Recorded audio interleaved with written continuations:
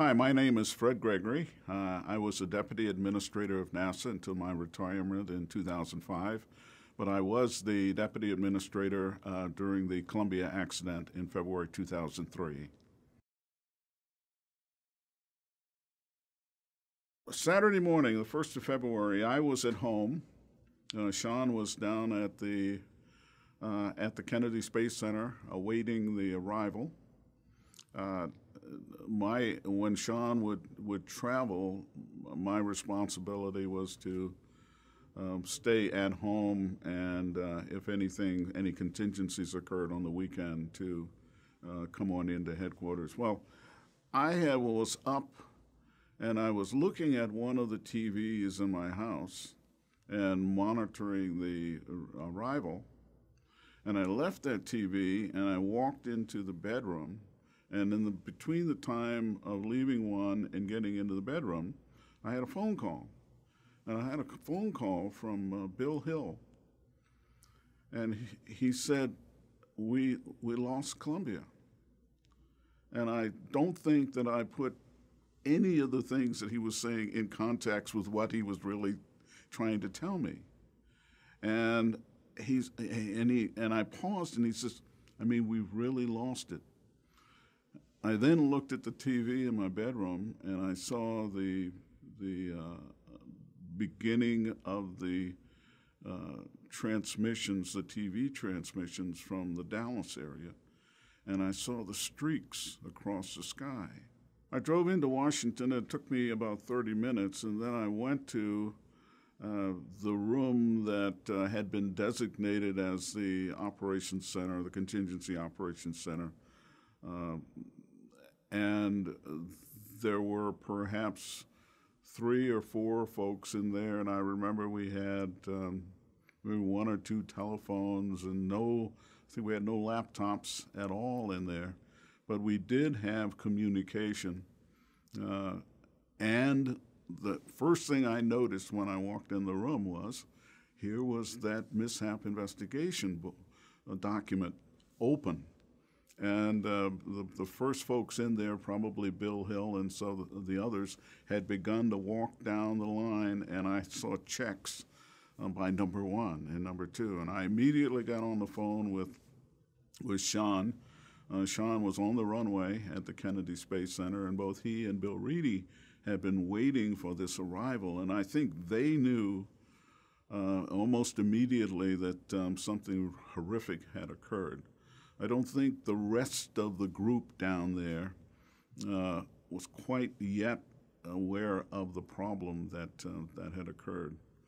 But I talked to Sean, and he told me that he was preparing to return to Washington, and then he gave me the names of specific congressmen and senators and the vice president to call and to inform them of the potential situation that we had, and to get them in the loop so that they were fully aware that first, there had been an accident, second, that it was probably not recoverable, 3, then we had a plan, and that we had already initiated it, and that at that moment, as soon as I hung up, I was going to begin calling the offices of those, the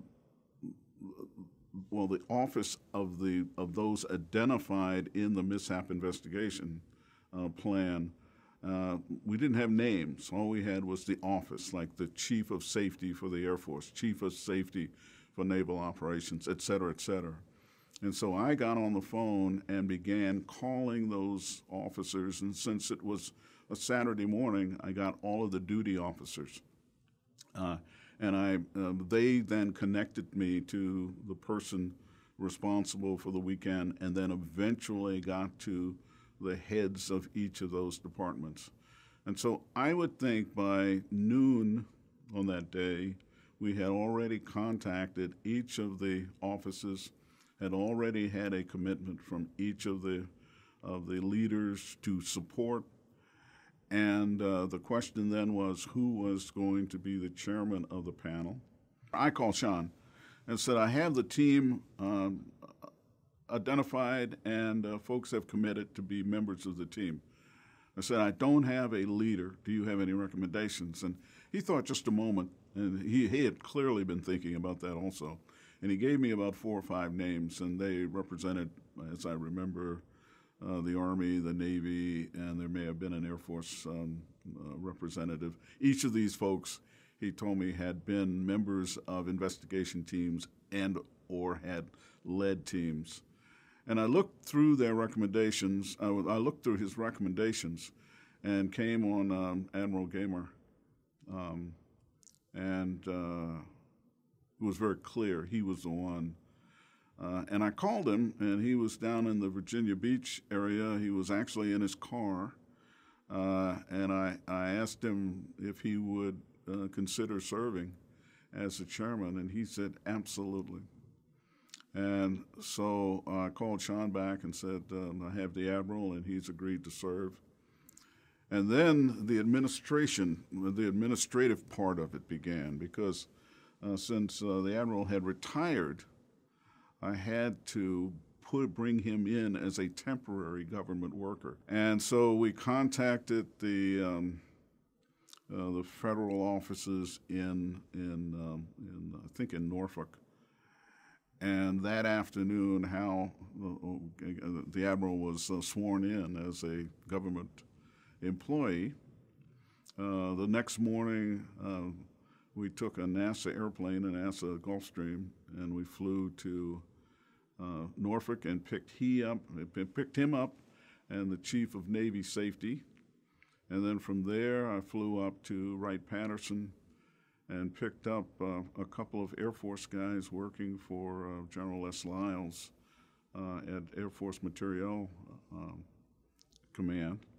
And then we flew to Barksdale, where other members of the team had already assembled.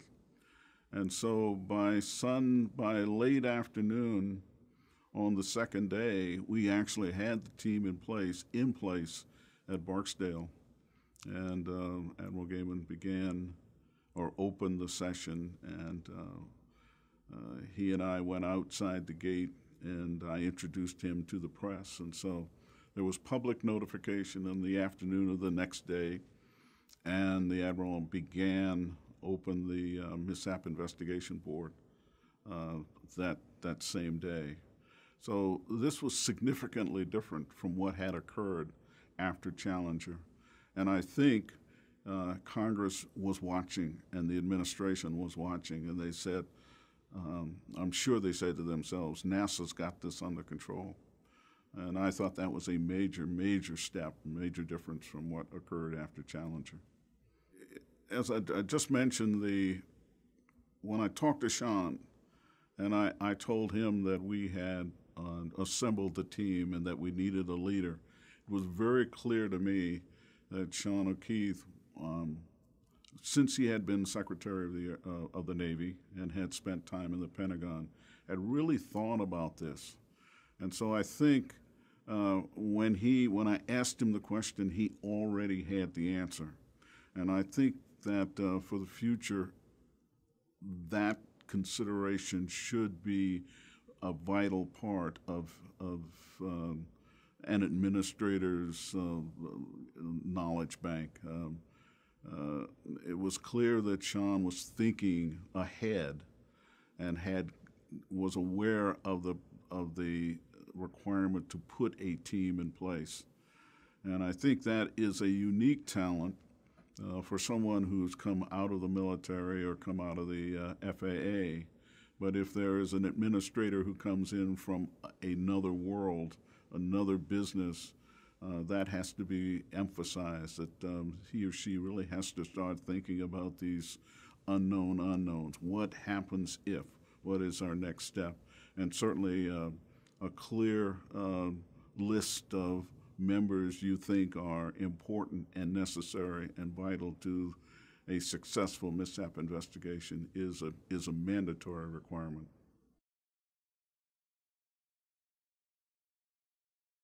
After Challenger, however, which was a shock to all of us, I mean, it was, it changed my life completely. And the question was, so what do we do now? And we all looked around, and there was nothing in the agency that we could refer to. There was no reference. There was no book that says, step 1, call these people. Step 2, assemble a team. Step 3, etc. There was nothing like that at all. And I think everybody was painfully aware that there wasn't anything, and so a commission was put together very quickly by Congress or by the administration, who stepped in to do the things that NASA should have planned. And so after Challenger, I was painfully aware that we needed to provide a reference. It could be 1 page, it could be 10 pages, but it would explain if we, for God's sake, have an accident, what do we do? And so I came up with the idea, and I'm certainly, it wasn't just my idea. I'm sure lots of people were doing it. To put a document or a policy in place that says, if it should happen again, these are the procedures, or these are the steps, the initial steps that we would take. And so I asked Lawrence Shriver to help me put this together, and basically, when I asked him to do that, I stepped aside, and then Lorne, and I'm sure his team, put together a document which was the basis for that which we used at the Columbia accident. And it was great. I mean, it was very comforting to go to a book that says, these are the Congress people that you need to call. This is the notification process. These are the specific people who will be on the investigation team. And the only person who was not identified would be the chairman. But with the core of the team, it was very simple to come up with a person's name or several people who might fit into the role as the leader of the organization. And so we had this document. And when we had this document, when the question came in from the outside, what do you do now? We could say, this is what we have, and these are the steps that we've already taken. And as a result of that, NASA was in charge. They were responsible for the investigation of the accident. And so I think we had made a significant step from the time after Challenge and the time after Columbia.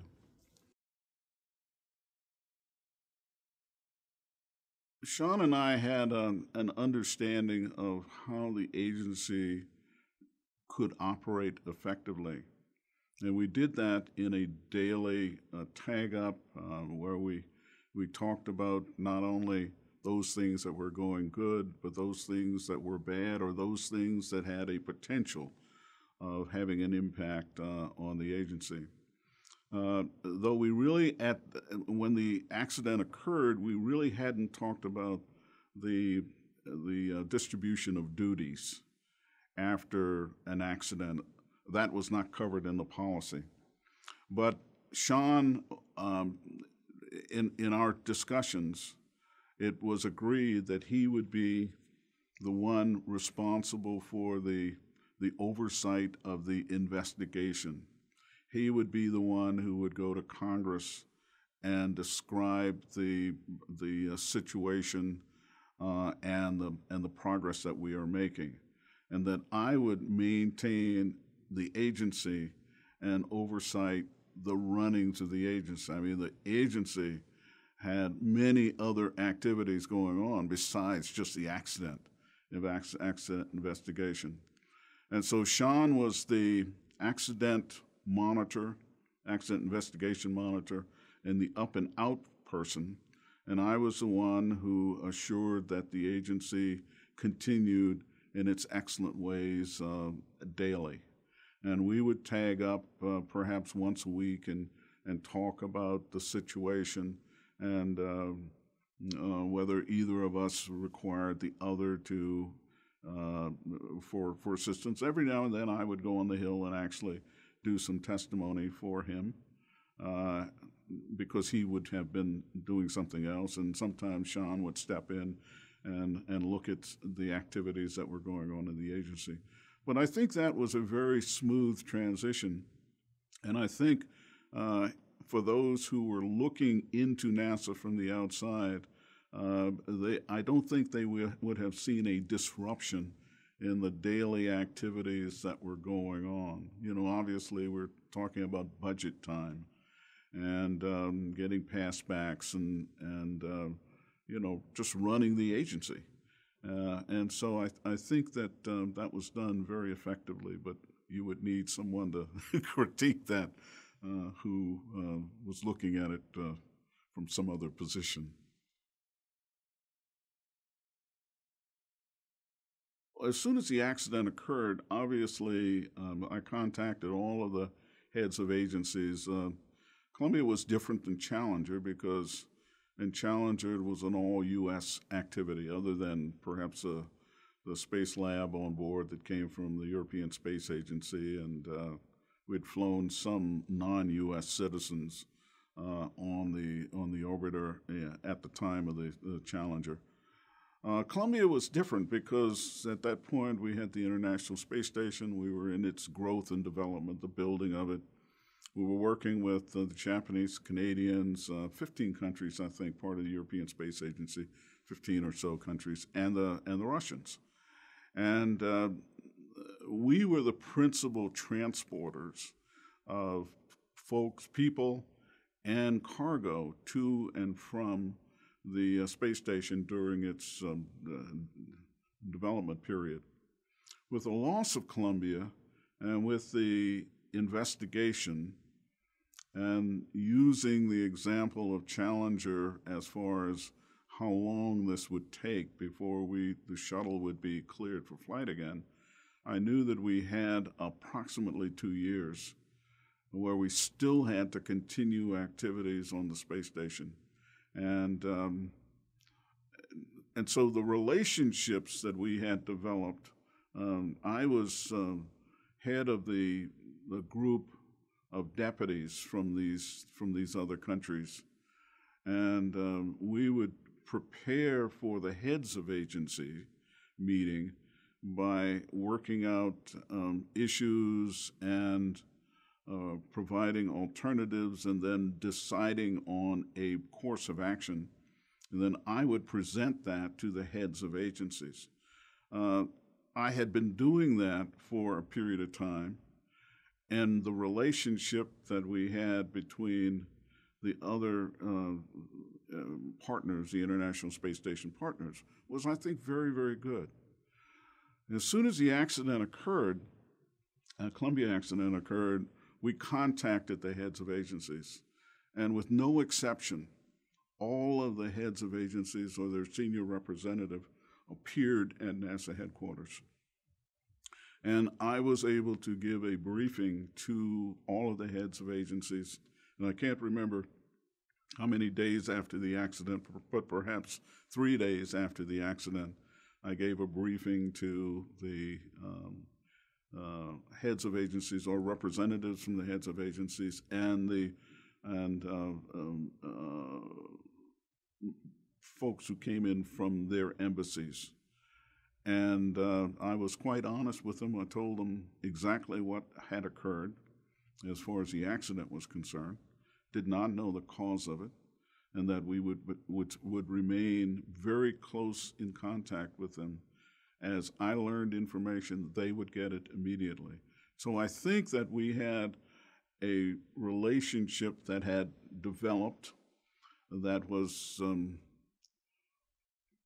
understood by them. There was trust on all of the pieces and by all the partners in this. And I think that what we had was not just America thinking about this, but all of the international partners, as I'm sure many, many other parts of this world who became people who had a stake in the success and the understanding of the accident and the future success of the space shuttle program in America. Again, it was very different than, as I recall, what occurred after Challenger, where we were just Sometimes I think we weren't even a player. I mean, things had just been taken out of our hands because we weren't prepared. I wasn't really aware of the public affairs activity after Challenger. I was still in the office in Houston, but I do know that for Columbia, uh, this was a bigger this occurrence was bigger than just NASA, and that we had to have understanding, appreciation, and knowledge of what was going on in the outside world, which is kind of my philosophy, because I thought that certainly Americans were stakeholders, and I knew that the Europeans, the Canadians, the Japanese, and the Russians were also stakeholders because of this joint program and project. But I also believe that in order to maintain the success of this, the future success, that I call them Joe Bag of Donuts, anybody in the country should be as knowledgeable as we are as to where we are and what the situation is at this moment, where we were in the investigation, the openness of the investigation, what the steps ahead would be. And so that's what the public affairs guys were doing. And they did a marvelous job. I didn't have to sit in or give any micromanagement over what these guys were doing, and they just did a great job. And so as a result, the country was fully aware of the situation and the horror of it, but the possible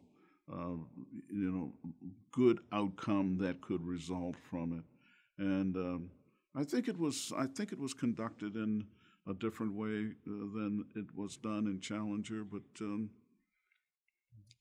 looking back, obviously, we would hope never to have an occurrence like that again. But it can happen, and it will happen.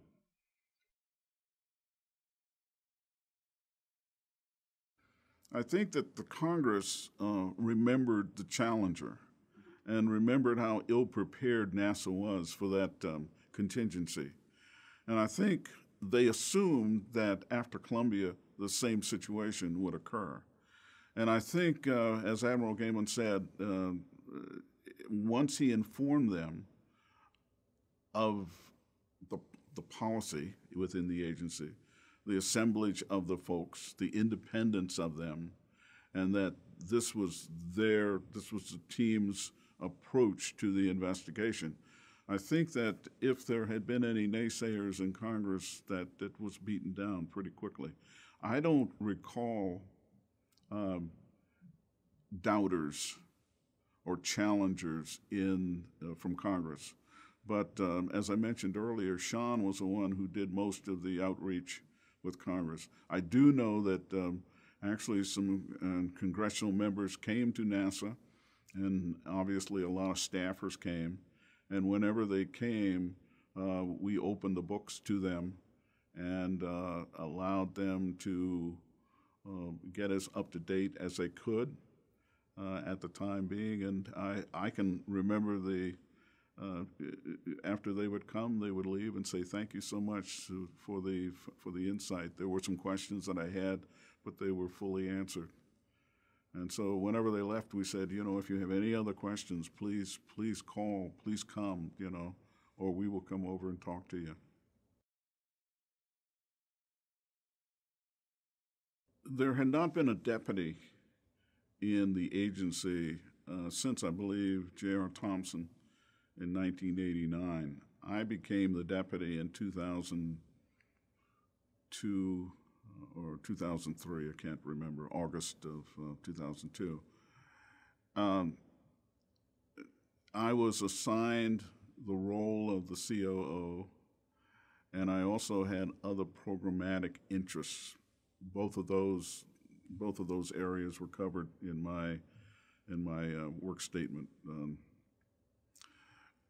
After the accident occurred, I don't think Sean and I sat down and discussed specifically what he would do versus what I would do. I think in a good leadership with good leadership, those things kind of come with experience. Sean had had his experience with the Navy, had spent quite a amount of time with the Navy. His dad was a Navy captain, and so he grew up with the understanding of chain of command. He understood assignment of or responsibility, the assignment of accountability. He also realized that he was not able to handle the entire situation all by himself. And so Sean surrounded himself with experts that he could rely on. My responsibility as the COO was the operation, the daily operation of the agency. We didn't need to talk about that because that was the job that I had.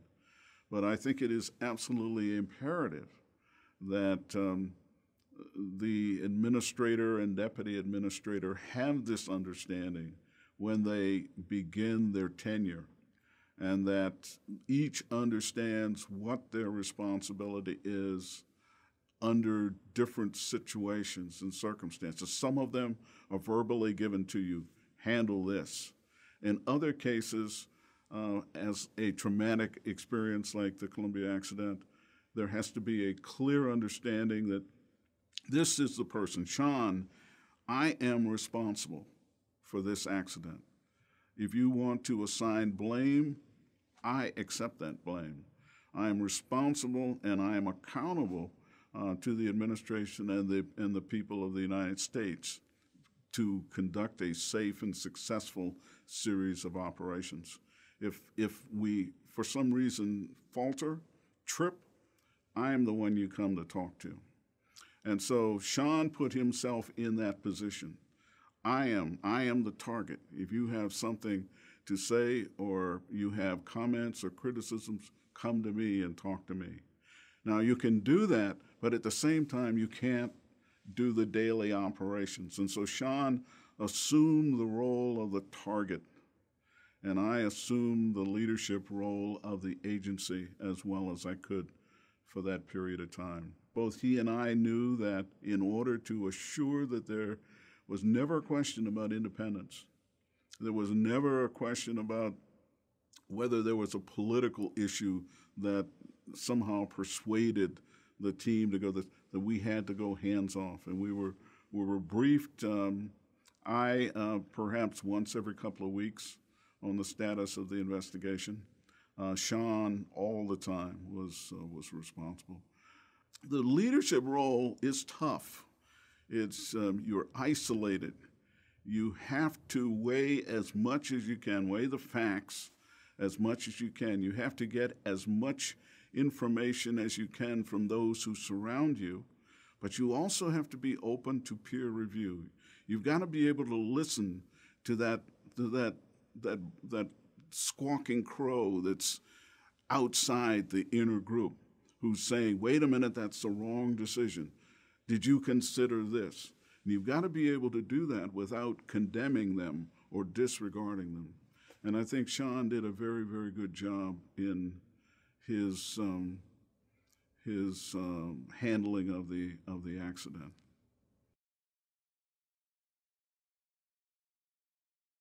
If I were looking at Columbia and kind of putting in my own words those things that are essential, mandatory, necessary if we have an occurrence of that, it was very clear comparing Challenger to Columbia, having the mishap investigation plan in place when the accident occurs is essential. It's also a requirement that everyone, including contractors, be fully aware of what this policy is, what it says, and what are the expectations. And that also gives them some kind of a heads up on what will be expected of each of the players in this. So none of it is a surprise. And the second thing is, even before that, it's a kind of a preemptive strike. You have to assure that all of those folks in leadership who are making leadership decisions Um, understand the importance of listening, comprehending, and not tossing off an idea or criticism because it does not fit into the way you were thinking. And you get caught up in that. You think you know everything, and someone comes in from left field and says, wait a minute, you've done something wrong. Well, you have already now established yourself as the person who knows everything, and you've surrounded yourself with yes people, and they all nod.